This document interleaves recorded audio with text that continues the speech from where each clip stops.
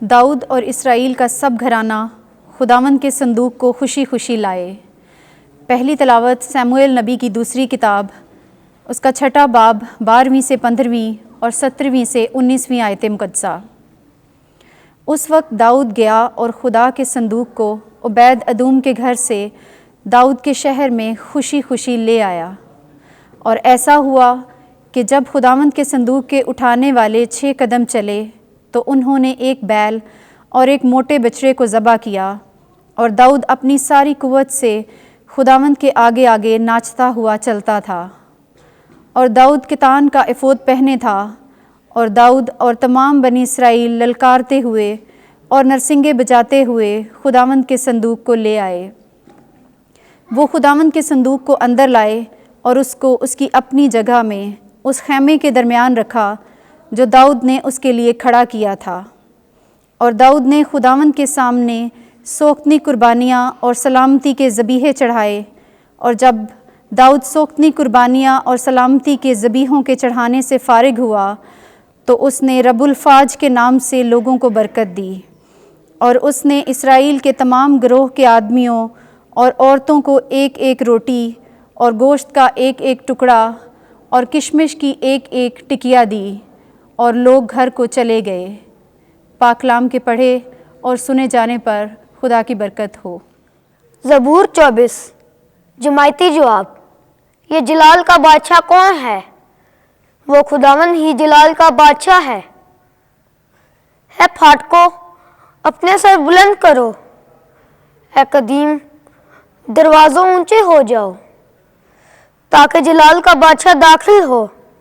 جماعتی جواب: یہ جلال کا بادشاہ کون ہے؟ وہ خداوند ہی جلال کا بادشاہ ہے۔ یہ جلال کا بادشاہ کون ہے؟ خداوند قوی اور قادر، خداوند جدل میں زوراور۔ جماعتی جواب: یہ جلال کا بادشاہ کون ہے؟ وہ خداوند ہی جلال کا بادشاہ ہے۔ اے پھاٹکو، اپنے سر بلند کرو، اے قدیم دروازوں اونچے ہو جاؤ، تاکہ جلال کا بادشاہ داخل ہو۔ جماعتی جواب: یہ جلال کا بادشاہ کون ہے؟ وہ خداوند ہی جلال کا بادشاہ ہے۔ یہ جلال کا بادشاہ کون ہے؟ لشکروں کا خداوند، وہی جلال کا بادشاہ ہے۔ جماعتی جواب: یہ جلال کا بادشاہ کون ہے؟ وہ خداوند ہی جلال کا بادشاہ ہے۔ خداوند آپ کے ساتھ ہو۔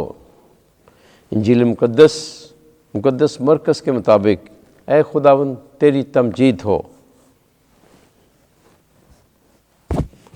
تیسرا باب 31ویں سے 35ویں آیت۔ جو کوئی خدا کی مرضی پر چلتا ہے وہی میرا بھائی اور بہن اور ماں ہے۔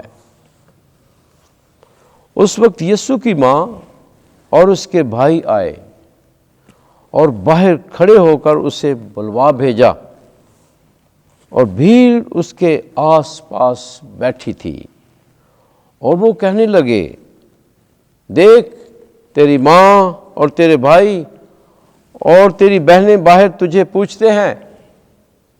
اس نے ان کے جواب میں کہا کہ کون ہے میری ماں اور میرے بھائی؟ اور ان پر جو اس کے گرد بیٹھے تھے نظر دوڑا کر کہا کہ دیکھو میری ماں اور میرے بھائی، کیونکہ جو کوئی خدا کی مرضی پر چلے وہی میرا بھائی اور بہن اور ماں ہے۔